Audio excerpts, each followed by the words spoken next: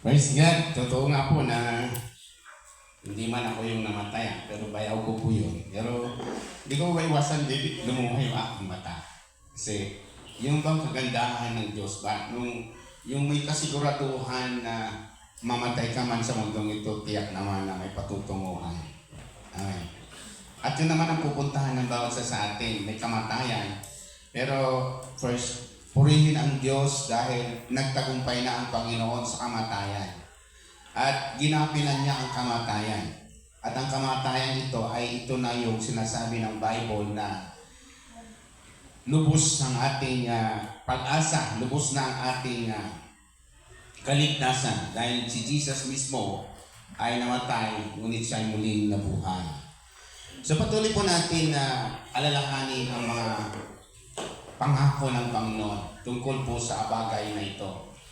Pinag-aralan po natin noong nakaraan, ay bahagi ko po sa inyo nakaraan na si Jesus Christ ay dumating sa mundo nito, dala-dala po niya yung kanyang tipan. Sinabi ko po noong nakaraan, ang tipan ng Diyos sa atin, naglalaman ang kanyang dakilang pagmamahal, dakilang pag-ibig sa atin. Nakasaad po dyan sa tipan ng Diyos yung kanyang pagtubos sa atin, at ang kanyang mga pangako na kanyang gagawin. So dito po sa ating pong pagbubulay ng pong umaga, nais ko pong buklatin po natin ang ating Biblia para atin naman pong pag-usapan yung pinakamahalagang promise, sapagkat napakaraming pangako ang Diyos na gagawin niya sa bawat isa sa atin. Maabot po ng 32,000 promises. Pero nais ko pong ibahagi sa inyo yung pinakamahalaga. Bagamat lahat ng pangako ni Jesus mahalaga, pero ito po yung pangako na pinaka-aabangan natin, pinaka-hihintay natin. Pangako na siyang dahilan na hanggang ngayon narito pa rin tayo na nanatili sa Panginoon dahil dito sa pangako na ito. Ayon po sa pangako niya sa kanyang mga alagad, dito po sa John chapter 14, basahin po natin. Masusumpungan po natin dito ang isa sa pinakamahalaga na hindi po natin pwedeng baliwalain. Dahil dito po nakasalalay ang lubos-lubos na kaligtasan ng ating kaluluwa o lubos-lubos na kahinatnan natin bilang isang mananampalataya. Kinabubuhay tayo ngayon, kimamatay tayo. Ito yung pangako na hindi po natin pwedeng baliwalain dahil ito yung katotohanan na gagawin ni Jesus bilang tayo po ay nanalig at nagtiwala sa Kanya.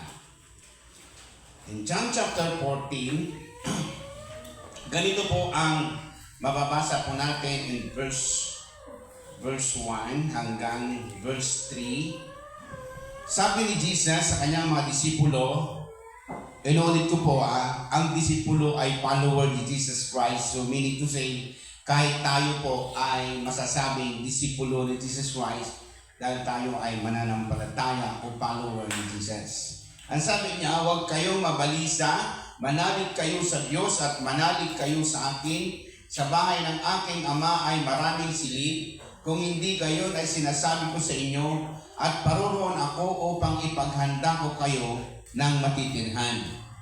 So dito po sa verse 3, kapag naroon na ako at ipaghanda na kayo ng matitirhan, babalik ako at isasama ko kayo sa kinaroroonan ko.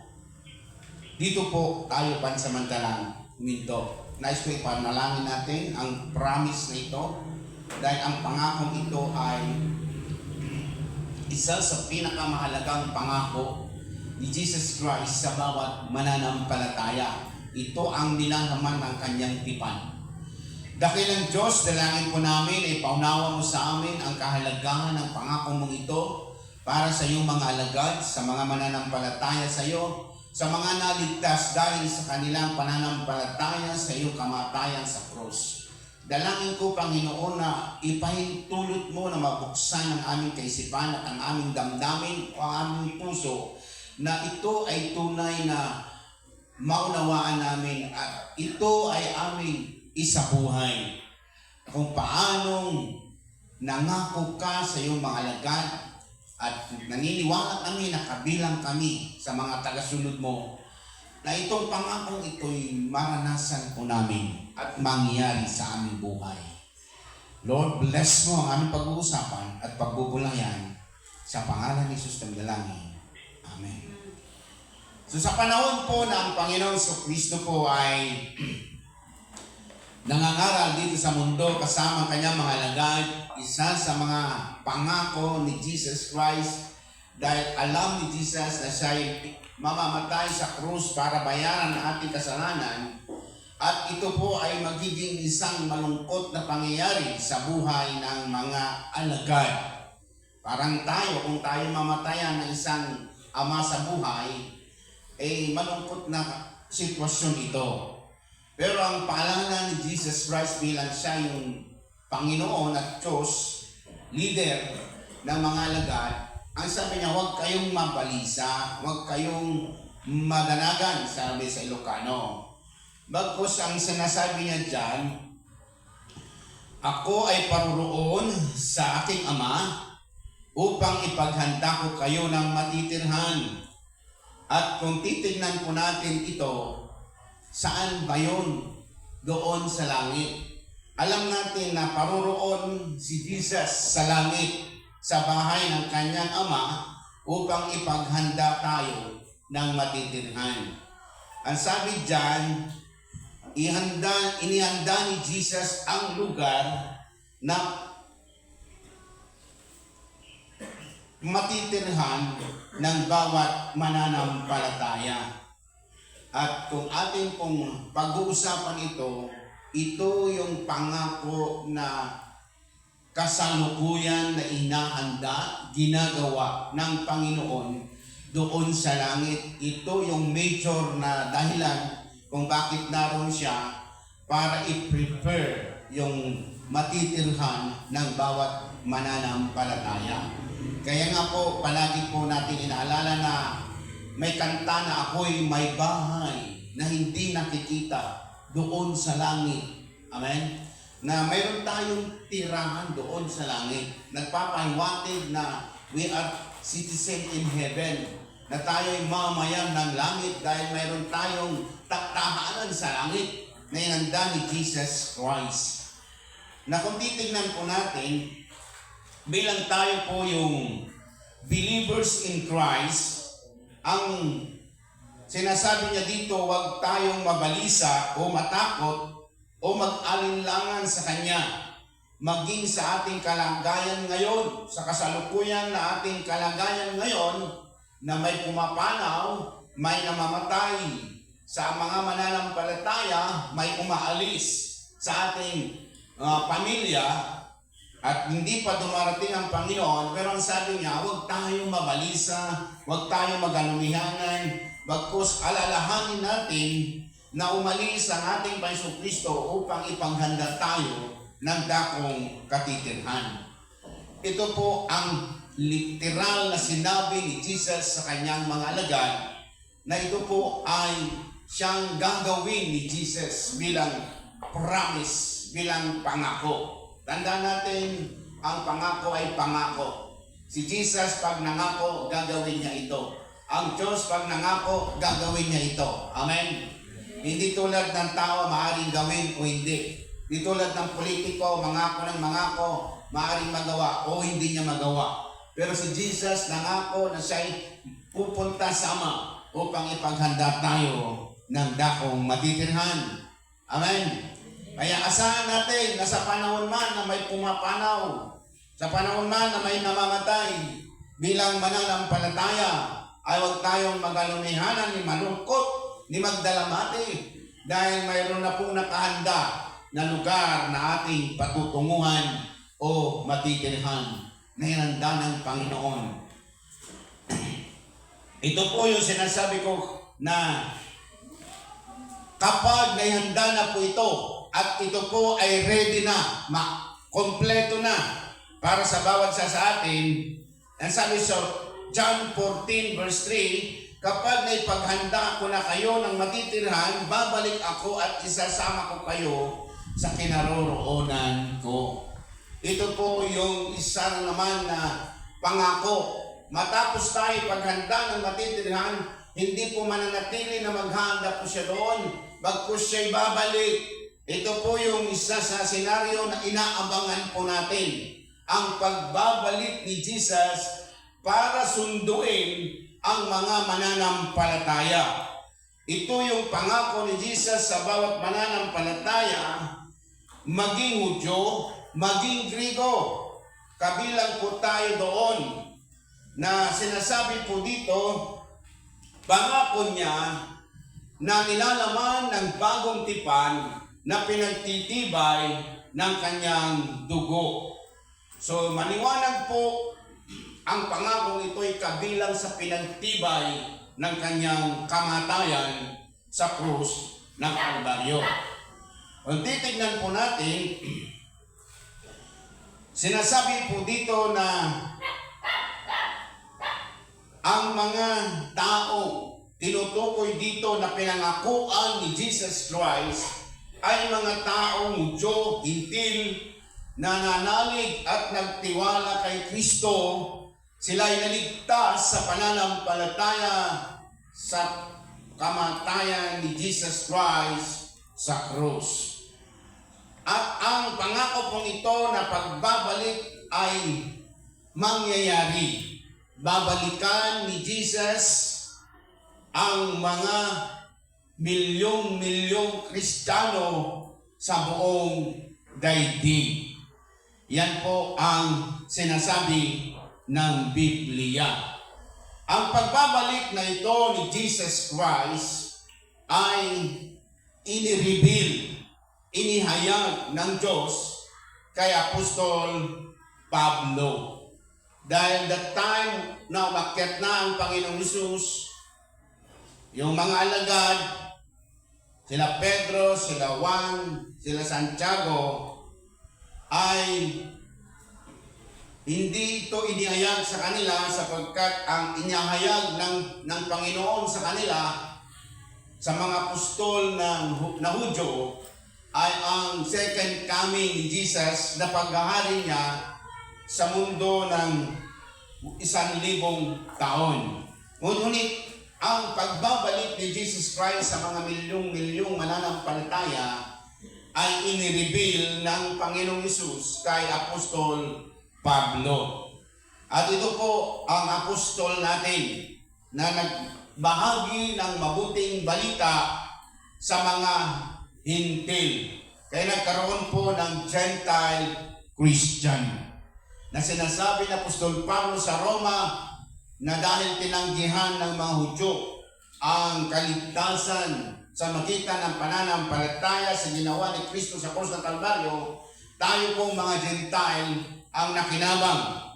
At ngayon po, inireveal ni Jesus kay Apostol Pablo ang kanyang pagbabalik bilang pagsundo sa mga mananampalataya. Dito po sa Thessalonica, unang Thessalonica chapter 4 verse 16, ay atin pong mababasa na inihayag ng Panginoon Hesus kay Apostol Pablo ang kaganapan at mga mangyayari sa araw na babalik si Jesus. Susunduin ang kanyang nobya para pakasalan. Susunduin ang mga mananampalataya para makasama niya doon sa langit, para i-celebrate ang lubos na kaligtasan ng bawat mananampalataya. Kalagayan ng isang nobyo na Hudyo, matapos ang tipan, matapos ang kasunduan, matapos na sila'y ma-engage sa kanyang nobyang Hudya, siya'y aalis, pupunta sa kanyang ama para magpatayo ng bahay na matitirhan nila. At pagkatapos na may tayo ang bahay, babalikan niya ito at susunduin para sa kanilang kasal. Ganun po ang ginawa ni Jesus Christ. Siya pumunta po doon para ipaghanda tayong matitirhan, ngunit babalik po siya para tayo sunduin. At inireveal ito ni Jesus Christ kay Apostol Pablo na mababasa po natin sa 1 Thessalonica, dito po sa 1 Thessalonica chapter 4 verse 16, 17 hanggang 18. Ganito po ang ating mababasa. Sa araw na iyon, kasabay ng malakas na utos ng tinig ng arkanghel at ng tunog ng trompeta ng Diyos, bababa ang Panginoon mula sa langit. Bubuhayin muna ang mga namatay na nanalig kay Kristo. Pagkatapos tayo mga buhay pa ay titipunin niya sa ulap at isasama sa mga binuhay upang salubungin sa papawalin ng Panginoon. Sa gayon makapiling niya tayo magpakailanman. So ito po yung magaganap sa araw na babalik si Jesus Christ para sunduin ang kanyang nobya o ang mga mananampalataya sa kanya.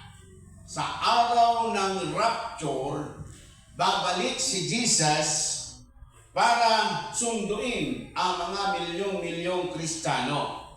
Maliwanag po dito sa Thessalonica na matutupad ang pangako ni Jesus Christ na babalik siya sa magitan ng inire-reveal na ito ng Panginoon kay Apostol Pablo. Ito po yung kaganapan ng tinatawag po natin kasal ng kordero. Kung babasahin po natin sa Revelation chapter 19 verse 7 hanggang verse 8, Pahayag chapter 19 verse 7 and verse 8, dapat tayong magalak at magsaya, purihin natin ang kadakilaan niya dahil sa malapit ng kasal ng kordero. Nakahanda na ang kasintaang babae. Pahayag chapter 19 verse 8, pinasuot siya ng malinis at puting-puting lino. Ang lino ay ang mabubuting gawa ng mga hinirang ng Diyos. Dito sa ating binasa, sinasabi dito na maganap tayo at magsaya sapagkat malapit na ang kasal ng kordero. Ang korderong tinutukoy dito na ikakasal ay walang iba kundi si Jesus Christ, na sinasabi po sa John chapter 1 verse 29. Ang kordero ay walang iba kundi si Jesus Christ. Siya ang sinasabi na malapit nang ikasal ang kordero ng Diyos. At ang babaeng kanyang pakakasalan ay ang iglesia o ang church o ang mga milyong-milyong mananampalataya. Kung babasahin natin ang Pahayag chapter 19 verse 1, mababasa po natin dito ang napakaraming bilang ng mga mananampalataya. Sabi sa Pahayag chapter 19 verse 1 na pagkatapos nito narinig ko sa waring isang tinig ng maraming tao sa langit at umaawit ng ganito, purihin ang Panginoon, ang pagliligtas. Purihin ang Panginoon ang pagliligtas, ang karangalan at ang kapangyarihan ay tanging sa Diyos.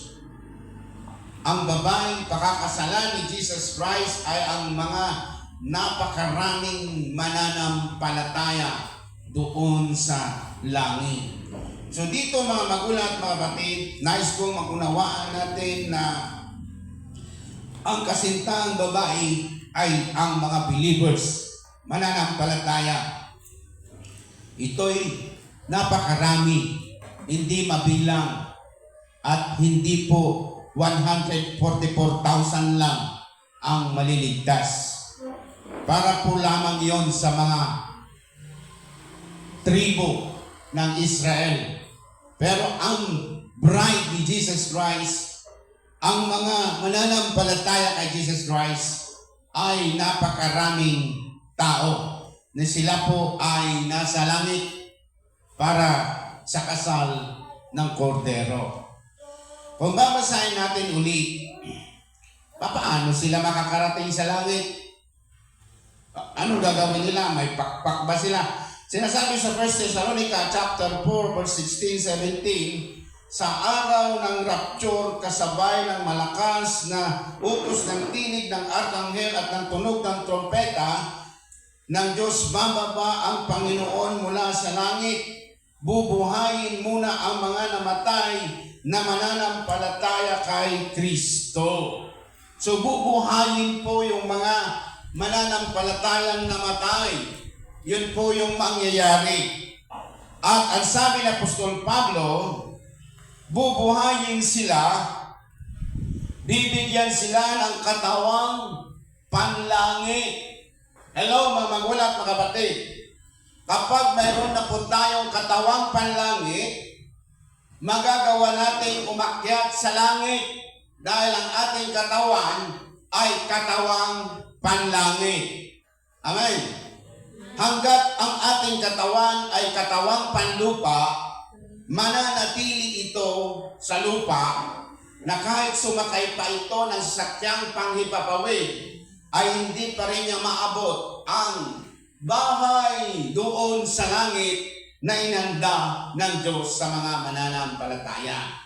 So kapag ang mga namatay ay binuhay at binigyan na ng katawang panlangit, ito yung tinatawag nating glorified body, ito yung tinatawag nating immortal na katawan, magagawa na natin pumunta sa langit. Kaya na natin gapiin o daigin ang pull of gravity sa himpapawid at kaya natin salubungin ang Panginoon sa himpapawid kahit sa isang sandali. Ganyan po ang eksena na mangyayari kapag ang mga mananampalataya ay binuhay at binigyan ng katawang panlangit. Yan po'y may kakayanan na pumasok doon sa kalangitan, sa kaitaas-taasan o sa himpapawid. Kung ating titignan, bakit sa himpapawid? Doon po yung meeting place, doon po tayo sa sasalubungin ng Panginoon. Hindi bababa ang Panginoon dito sa lupa, kundi doon lamang po siya sa himpapawid, sasalubungin ng bawat mananampalataya sa araw na dumating ang katuparan ng pangakong ito na gagawin ni Jesus Christ sa bawat mananampalataya. E tayo naman pong mga buhay. Sabi sa 1 Thessalonica chapter 4 verse 17, pagkatapos tayong mga buhay pa, ay titipunin niya sa ulap at isasama niya sa mga binuhay upang salubungin sa papawirin ang Panginoon sa kayo, makakapiling niya tayo magpakailanman. Yung sinasabi po dyan, tayong mga buhay, hindi na po mamamatay. Bagkus babaguhin tayo, papalitan ng ating katawan ng katawang glorified body, katawang panlangit. At kapag nangyari na po ito, lahat yung binuhay na binigyan ng katawang panlangit at tayo mabuhay na binago at binigyan ng katawang panlangit ay maaari nang sumabay sa mga binuhay na sasalubong sa Panginoon sa himpapawid. Ang katawang panlangit ay kagaya ng katawan ng Panginoon Kristo nung siya'y muling nabuhay. Kung ating matatandaan, ang Panginoon nung siya'y muling nabuhay, siya po ay nakakapunta sa saradong silid na kung saan yung mga apostol, naroon sila nagtitipon. Sinasara yung pinto para hindi makapasok yung mga Hudyo na nagpe-persecute sa kanila. Balit si Jesus nakakapasok doon dahil sa kanyang taglay na glorified body. Umakyat siya sa langit, kitang-kita ng mga alagad. Ayon sa aklat ng Gawa, chapter 1, verse 9. Kitang-kita ng mga alagad, umakyat siya. Si Jesus ay inakyat sa langit habang ang mga alagad ay nakatingin sa langit at natakpan siya ng ulap. So ito po yung senaryo na ang katawang panlangit ay may kakayanang umakyat sa langit kahit walang pakpak. Amen. Kahit walang sasakyan, makakaakyat sa langit para salubungin ang Panginoon sa himpapawid. Dahil tagalangit po yung katawan na ikakabit sa atin, may kakayanan itong pumunta sa langit, may kakayanan pumasok sa mga building na kahit sarado dahil ang kanyang katawan ay kakaiba sa katawang panlupa. Amen. Ang katawang ito ay hindi mabubulok. Ang katawang ito ay hindi kayang hadlangan ng oras, kontrolin ng oras, hindi kayang kontrolin ng gravity sa itaas. Bagkos ang katawang ito ay may kakayanang umakyat sa langit, sasalubong sa Panginoon sa himpapawid. Mga magulang at mga kapatid, ito ang katuparan ng pangako ni Jesus Christ sa mga mananampalataya sa Kanya. Kaya kahit na si Pablo ay naroon na sa bingit ng kamatayan, naroon na siya ay papatayin na dahil sa kanyang pangangaral ng mabuting balita tungkol kay Jesus Christ, hindi niya ito kinatakot, hindi niya ito inalintana. Dahil sinasabi niya, ang mabuhay at mamatay para kay Kristo ay kapakinabangan. Sinasabi ni Pablo na kapakinabangan para sa kanya ang manatiling tapat sa Panginoon sa paglilingkod, ang manatiling manampalataya kay Jesus Christ. Dahil si Pablo nagsabi sa atin, we are saved by grace through faith in Christ. Naliligtas tayo sa biyaya ng Diyos sa magitan ng ating pananampalataya sa kamatayan ni Kristo sa krus. Ito hindi tanggap ng maraming Hudyo. Dahil sa mga Hudyo, ang kaligtasan sa kanila ay pagtupad sa kautusan na hanggang ngayon, iyon pa rin ang kanilang pinangawakan. Ang kaligtasan sa kanila ay base sa kautusan. Ngayon tayo nagpapasalamat sa panahon ito, ang church ay naligtas base sa biyaya kabag ng Diyos sa pamagitan ng pananampalataya kay Jesus Christ. At dahil dyan, mga magulang at mga kapatid, atin namang suklihan ang kabutihan ng Diyos sa ating buhay. Ang tayo'y patuloy na magtiwala, ang tayo'y patuloy na maglingkod sa Panginoon. Yamang ang katapusan ng ating buhay ay hindi ka pa makan, kundi ka pa kinabangan.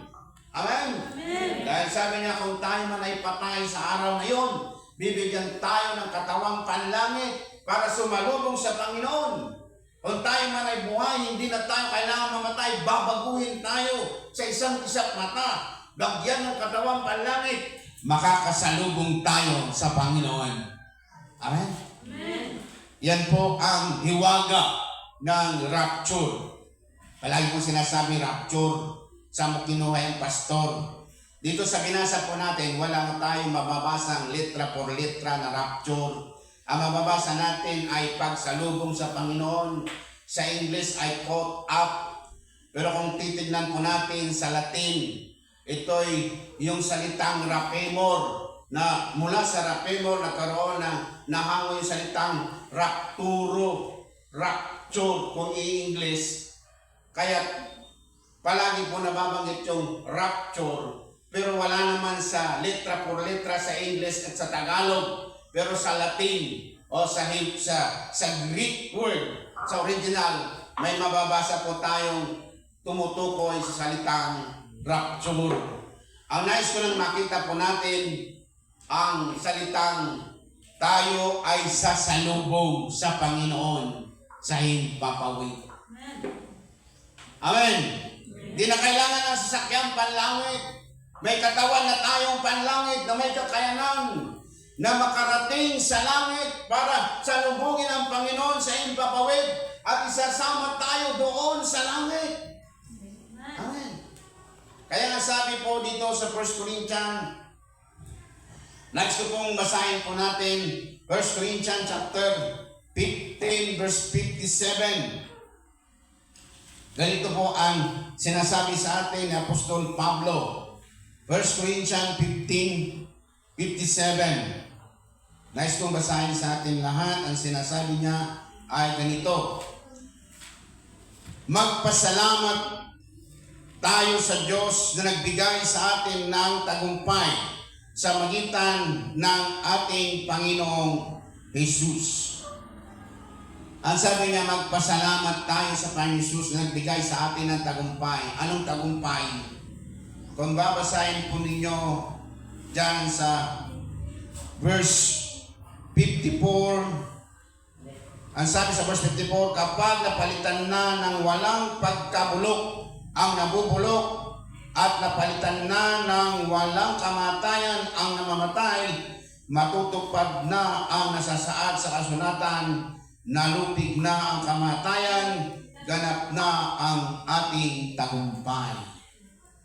Ganap na ang ating tagumpay, lubos na ang ating kaligtasan, lubos na ang buhay na walang hanggan na ating matatamo bilang pangako ng Diyos kapag dumating na si Kristo at binago ang ating katawang panlupa, binigyan ng katawang panlangit, binuhay ang mga patay at binigyan ng katawang panlangit, lubusan na ang ating tagumpay.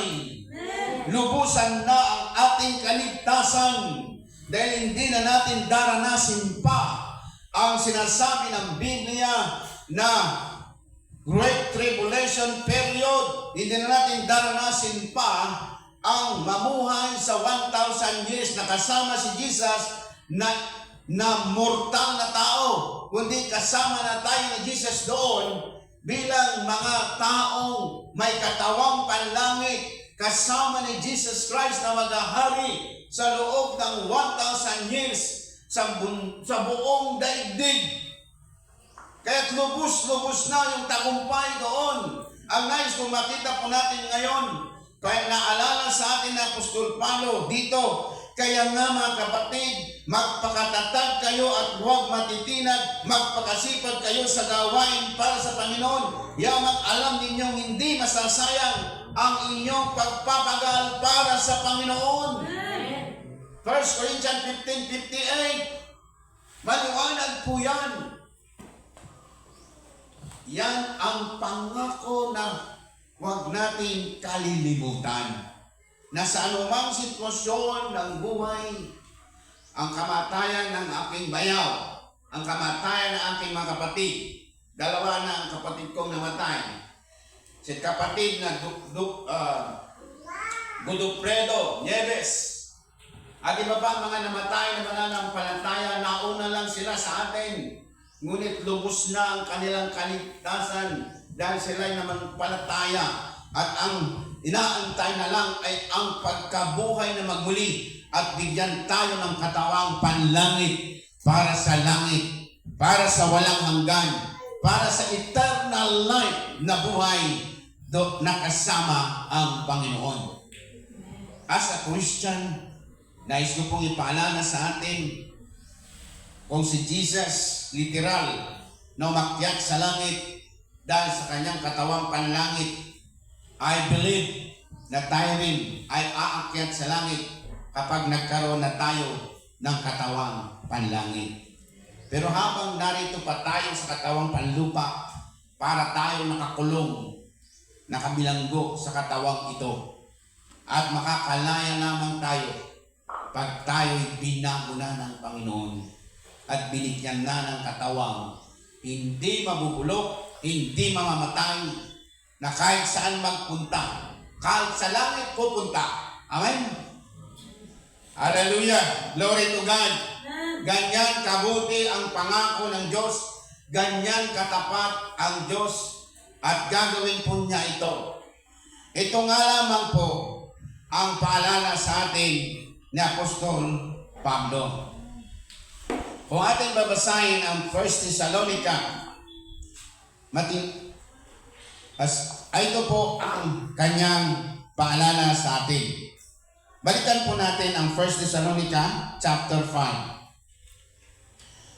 Ito ang atin pong maaaring gawin bilang tayo po ay naghintay sa araw na ito.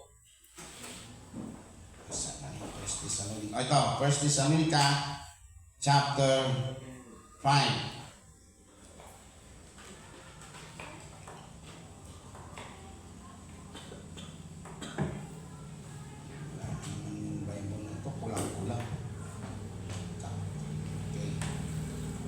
Nais ko pong sundan po ninyo ako. Sabi po dito,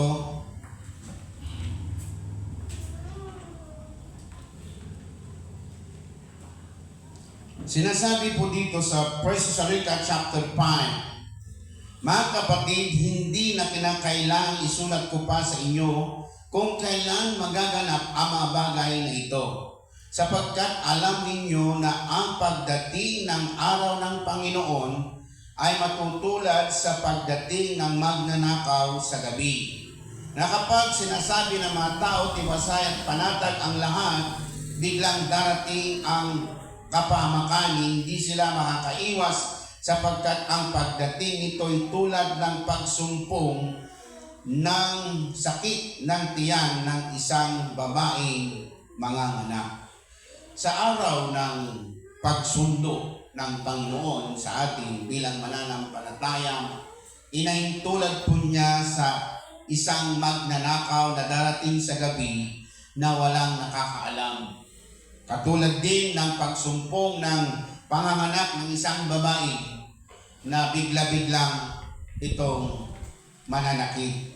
So ang ibig sabihin ng Panginoon, wala po siyang ibinigay na palatandaan na yun yung palatandaan, maghanda na tayo, darating na si Jesus para tayo sunduin. Kaiba po ito, hanggang minpapawid lang po siya. Pero yung pagbabalik ni Jesus Christ para maghari sa Israel sa loob ng 1,000 years, sinabi niya magkakaroon ng lindol, magkakaroon ng digmaan, magkakaroon ng taggutom. Maghahari si Antichrist, magkakaroon ng Great Tribulation. Marami pong binanggit si Jesus Christ na mangyayari bago dumating ang kanyang paghahari sa Israel sa buong mundo ng 1,000 taon. Ito yung second coming. Literal na maghahari siya sa mundo. Kung paano literal siyang ipinanganak, literal siyang nangaral, literal siyang ipinako sa cross, literal siyang maghahari, bababa at maghahari sa Israel. Pero ang mga palatandaan ay kanya nang sinabi na kapag naganap na ang mga bagay nito, sinasabi na niya, malapit na ang kanyang muling pagbabalik. Pero ang pagbabalik niya para sunduin ang kanyang mga mananampalataya ay kagaya ng magnanakaw na walang nakakaalam sa oras ng gabi darating. Kagaya ng pagsumpong ng panganganak ng babae na darating ang Panginoon sa araw na hindi inaasahan. At dahil ganito po ang sitwasyon, mahalaga sa atin bilang Kristiyano na i-maintain yung ating relasyon kay Jesus Christ. Kagaya ng pagpanaw ng buhay, kagaya ng kamatayan. Hindi natin alam kung bukas mamamatay tayo. Hindi natin alam kung kailan tayo papanaw. Basta't darating na lamang ang kamatayan. Bagamat ito'y itinakda ng Diyos sa mga tao. Pero tayong tao, hindi natin ma-sure kung bukas, ngayon, o mamaya ay mamamatay tayo. Ang mahalaga, nakahanda po tayo, nakaready po tayo, na sa oras na tayo ay datnan ng Panginoon. Tayo na natiling gising, tayo na natiling nag-aanda, tayo na natiling naghihintay sa pagbabalik ng Panginoon para sunduin ang kanyang mga mananampalataya. Amen. Palapakan ng Diyos. Hallelujah. Patuloy natin palaguin ang ating kaugnayan kay Jesus, sa ating relasyon kay Jesus. Sa kabutihan ng Diyos, gantihan natin ang kanyang kabutihan. Amen. At aking sinasabi at ipinapahayag, napakapalad ang mga tao na makasama sa kanyang pagsundo Mapalad po tayo. Pag dumating si Jesus, sunduin ang mga mananampalataya ay kasama tayo doon. Napakapalad po natin. Amen? Dahil kung hindi tayo makasama doon, ano mangyayari? Pag naalis ang mga milyong-milyong Kristiyano at naiwan ang hindi Kristiyano, magsisimula na po at malaya ng makakilos si Antikristo para pagharian ang mundo. Magkakaroon na po ng matinding digmaan. Magkakaroon na po ng tinatawag na Great Tribulation. At ang kaligtasan po dyan, ang manatiling tapat hanggang wakas, kahit pugutan ng ulo, ang siyang maliligtas. Ang manatiling tapat na hindi magtatatak ng siksik sa kanyang noo at kamay, ang siyang maliligtas. Ang kaligtasan sa Great Tribulation ay hindi na by grace, hindi na by faith. Ito'y base sa gawa. Kailangan hindi magpapatatak sa tatak ng halimaw. Kahit pupugutan ka ng ulo ay handa mong itaya ang iyong buhay para sa iyong kaligtasan. Hindi ka rin makakabili. Magugutom ka, pero kahit magutom. Pero kung ang kaligtasan mo naman ay nakabase sa gawa, ay gagawin mo para maligtas. Pero yung minumungkahi ng Apostol Pablo, bakit natin pa na nasain ang datnan ng Great Tribulation? Sabi ng Biblia, babalik si Jesus para sunduin tayo sa alapaap. Amen?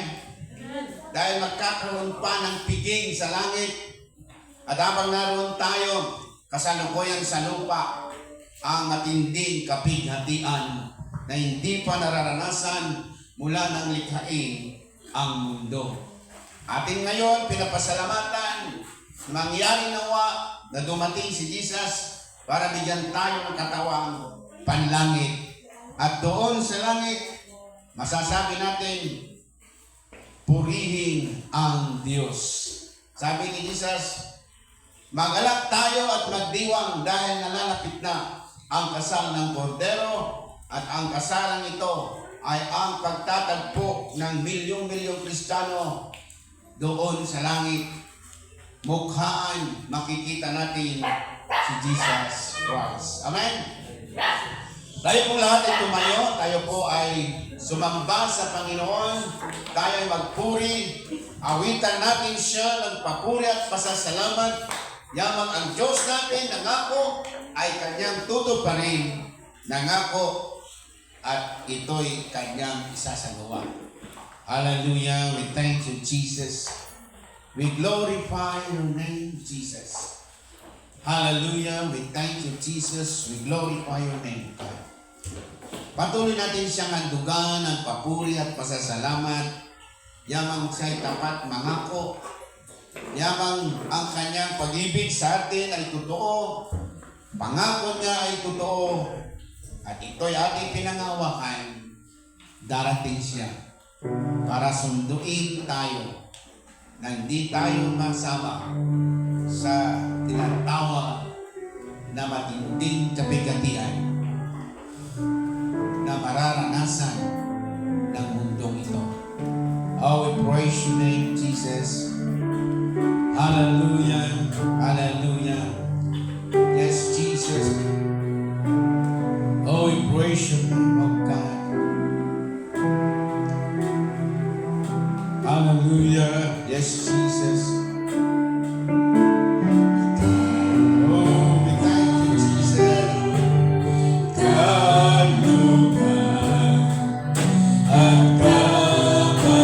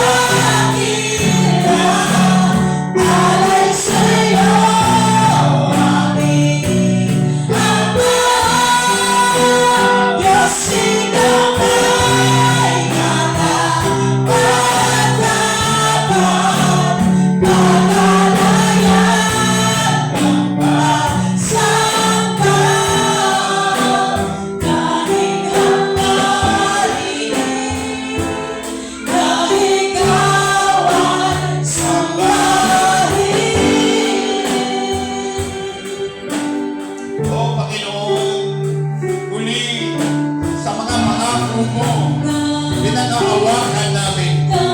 Umaasa kami, O Diyos, na ang mga pangako mo ay magaganap sa aming buhay bilang mananampalataya. Oh, Jesus!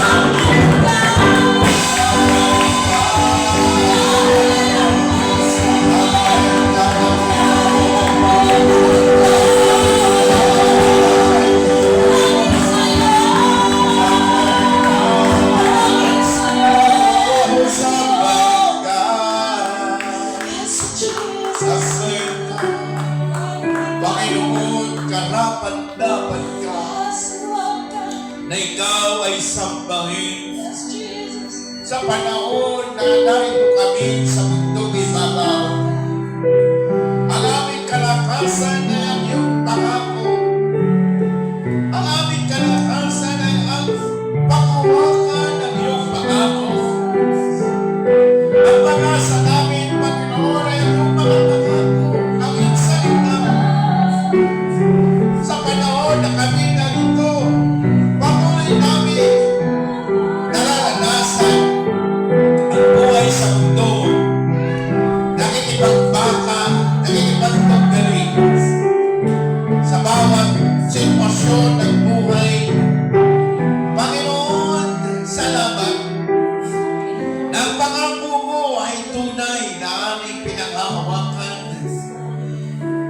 ihanda mo kami ng matitirhan at babalik ka para bigyan kami ng katawang panlupa at panlangit na bagamat ang aming katawan ay nabubulok, namamatay, ngunit Lord, ang pag-asa namin na kahit pumanaw man kami sa mundong ito, ay ang pagbabalik mo para bigyan kami ng katawang panlangit.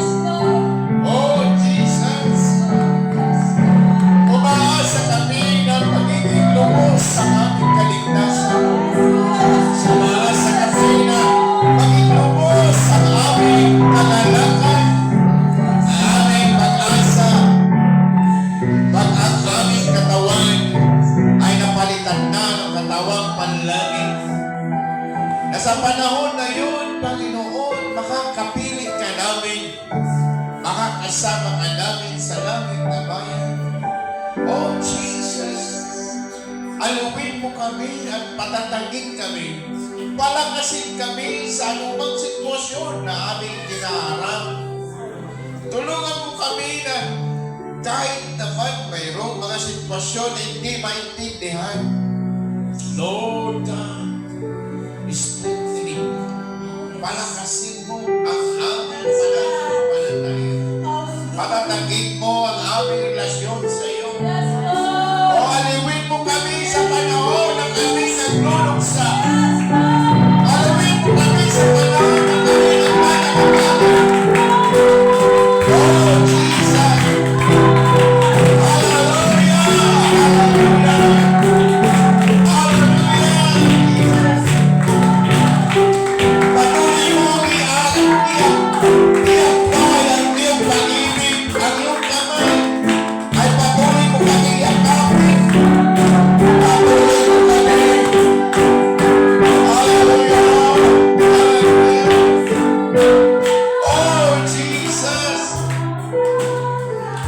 Yakapin mo ang bawat isa sa amin. Patuloy mo ipadamag. Ika'y buhay at tunatingin buhay.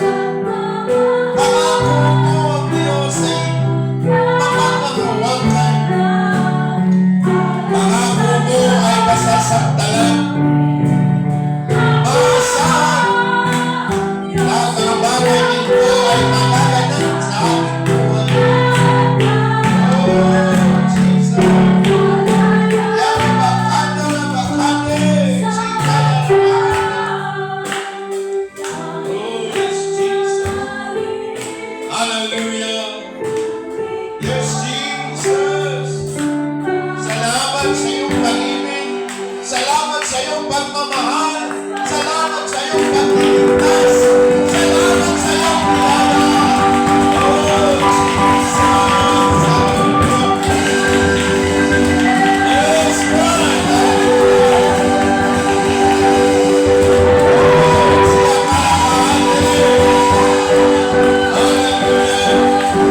Yes, Jesus. Panginoon, mahal ka namin. Sa iyo ang aming buhay. Maging kaluluwa at espiritu sa iyo namin iaalay. Wala nang iba na ninanais ang darating ang panahon na makakasama ka namin sa iyong piling. Ang mapalitan ng aming katawan ng katawang panlangit. Magkakaroon na kami, O Diyos, ng pagkakataon na makapiling ka. O siya, makanta na nakanta. Bless mo, Diyos, ang aming pamumuhay. Bless mo ang aming pananatili sa mundong ito. I-bless mo kami, O Diyos, sa aming pananampalataya. Sa aming patuloy na pagtitiwala sa iyo, ginawa sa cross. Patuloy na inaalala na ikaw ay namatay para sa aming katubusan, na ika'y nabuhay para kami ay magkaroon ng pag-asa sa muling pagkabuhay. Magkaroon ng katawan na para sa langit na bayan. Jesus, we love you, we worship you, Patuloy nawa na yakapin mo kami sa magitan ng presensya, sa magitan ng Espiritu Santo. Kukludin mo kami, O Diyos, ng pag-asa. Ang pag-asa na sa iyong lamang namin masasuntukan. Oh, siya magkanda. Jesus, siya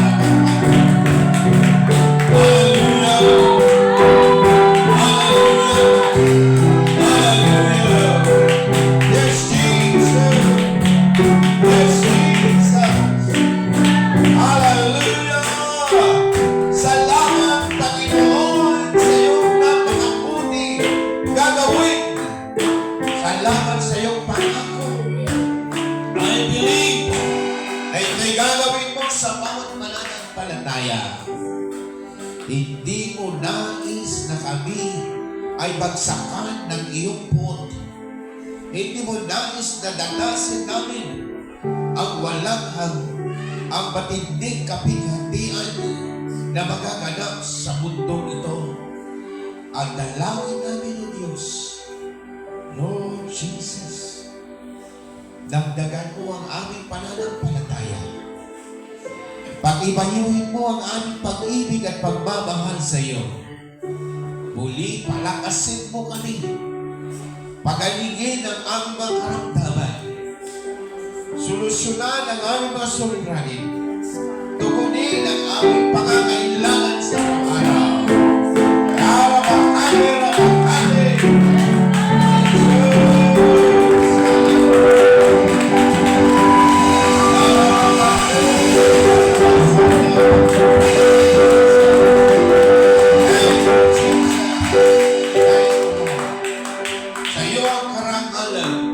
Ngayon at magpakailanman.